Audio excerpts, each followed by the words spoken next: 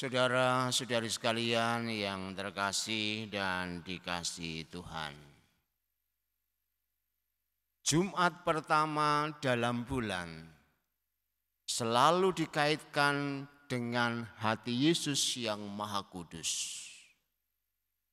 Disebut Maha Kudus karena hati Yesus dipenuhi dengan kerendahan hati. Maka kekudusan selalu terkait dengan kerendahan hati. Dan secara istimewa sabda Tuhan hari ini berbicara tentang bahaya hati yang tersakiti. Oleh karena itu mari kita merenungkan beberapa poin kecil berikut. Yang pertama tentang sakit hati. Hati Herodias begitu tersakiti.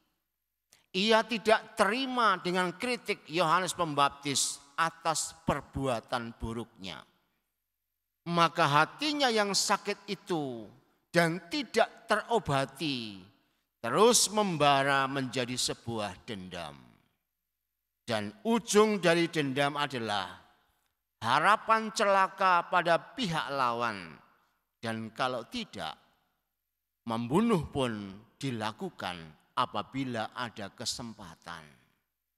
Hati seakan terpuaskan saat melihat yang menyakitinya, sengsara dan menderita, bahkan menjadi lenyap.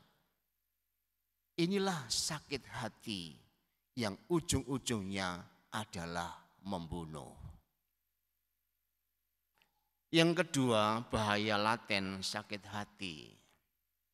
Kemunculan Yesus dipandang sebagai Yohanes Pembaptis yang pernah dipenggal kepalanya oleh Herodes.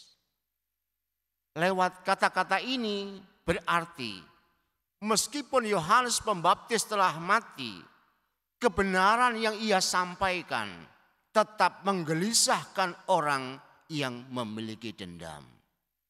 Kalau tadi sakit hati itu seakan-akan terpuaskan apabila orang lain itu menjadi lenyap, tapi ternyata lewat pernyataan sabda Tuhan hari ini, dendam itu enggak pernah bisa terpuaskan.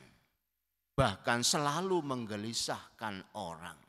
Dan lebih dalam lagi, kalau kita telusuri tentang hakikat sabda Tuhan yang kita baca, ternyata sabda Tuhan itu berisi tentang kritik atas kesalahan kita. Agar hidup kita, hidup beragama kita menjadi lebih benar.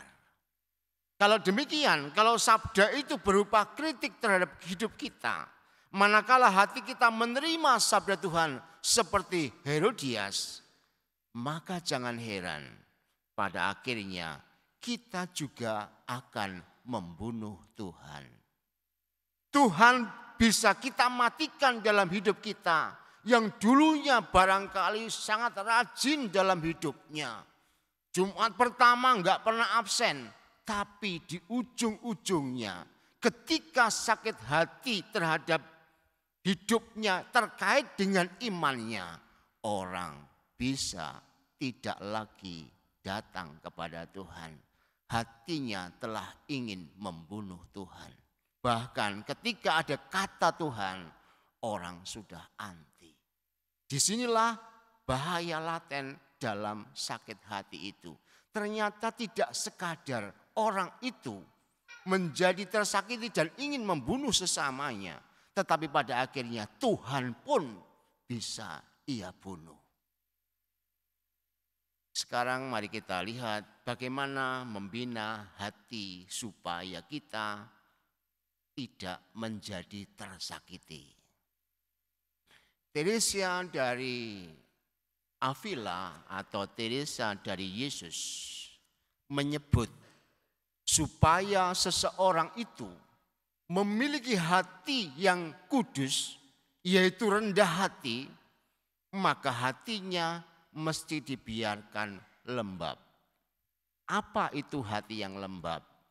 Hati yang tidak mudah panas.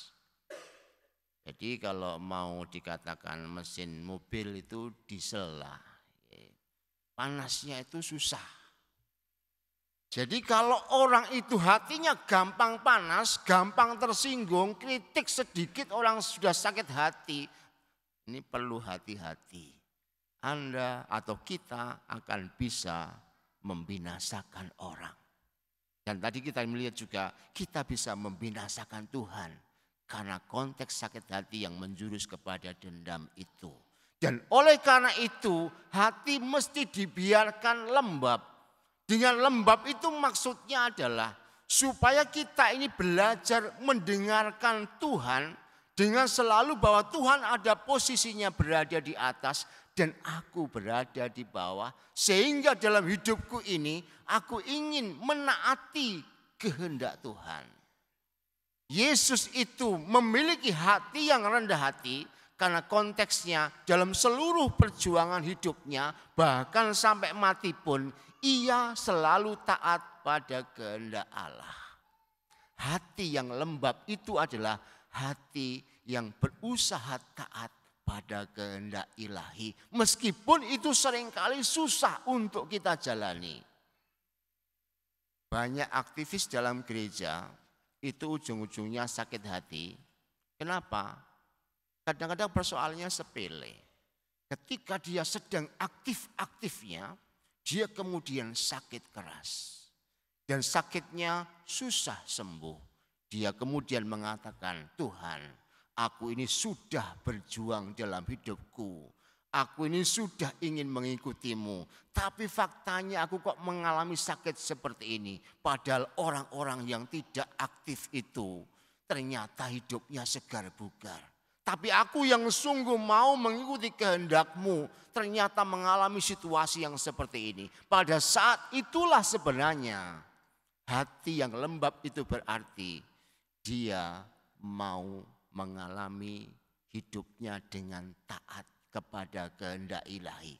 Kalau setelah saya koreksi ternyata aku ini tidak berbuat salah sehingga kemudian hidupku menjadi sengsara seperti ini, maka itu berarti itu datang dari Tuhan. Dan kalau itu datang dari Tuhan, hanya satu kata penting yang mesti kita tunjukkan, yaitu menjadi taat kepadanya.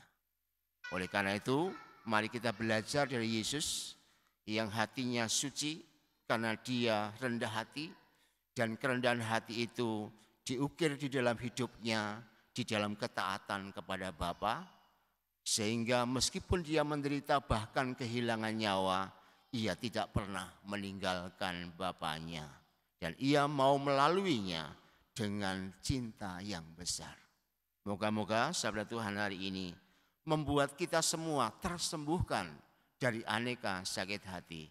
Dan semoga dengan demikian pula lewat pentakhtaan sakramen Maha Kudus, hati yang masih tersakiti oleh apapun, oleh pengalaman apapun, hari ini disembuhkan oleh Tuhan dan kita menjadi orang yang taat kepadanya.